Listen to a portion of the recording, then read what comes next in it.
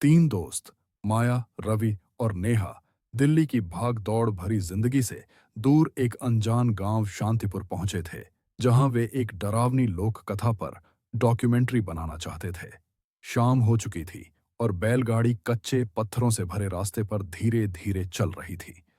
रास्ते की थकान और गांव का सन्नाटा रवि को बेचैन कर रहा था, लेकिन माया और नेहा उत्साहित थीं।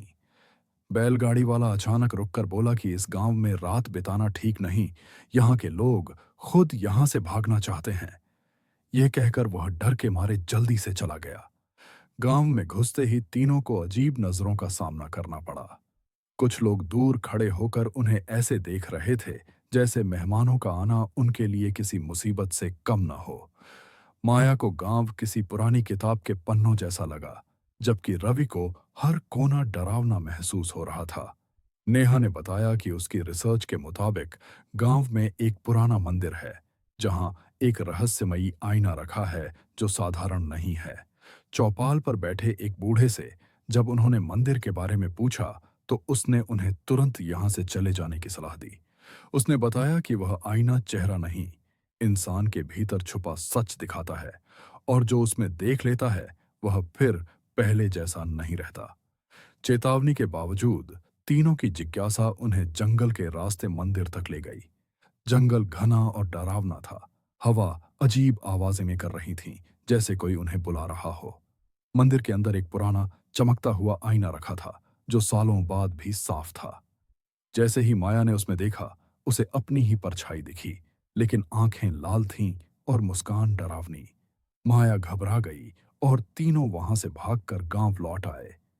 रात के लिए वे मेहमान घर में रुके, लेकिन डर और बेचैनी ने किसी को सोने नहीं दिया।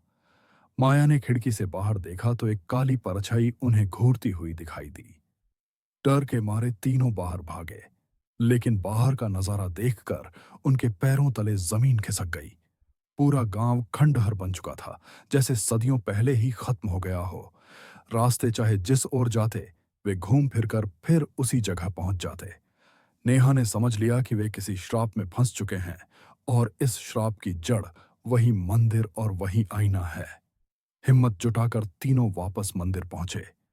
वहां गांव के लोग पत्थर की मूर्तियों की तरह जमे खड़े थे। उनकी आंखों में कैद चीखें साफ दिखाई दे रही थीं। अचानक आईने से एक आवाज आई, जो माया को अपनी दुनिया में आने का लालच दे रही थी, शांति और मुक्ति का वादा कर रही थी। लेकिन माया ने हिम्मत नहीं हारी। पत्थर फेंकने से कुछ नहीं हुआ। तब नेहा को एक पुराना मंत्र याद आया, जो उसने किताबों में पढ़ा था। जैसे ही उसने मंत्र पढ़ा, आईना जलने लगा, चीखों की आवाज गूंजी और अंधेरा टूटने लगा।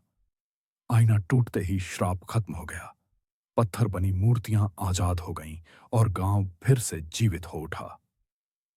सुबह की रोशनी में तीनों चुपचाप शांतिपुर छोड़कर निकल गए। माया ने तय किया कि कुछ कहानियां लिखने के लिए नहीं होती, बल्कि उन्हें वहीं दफन रहना चाहिए जहां वे शुरू हुई थीं।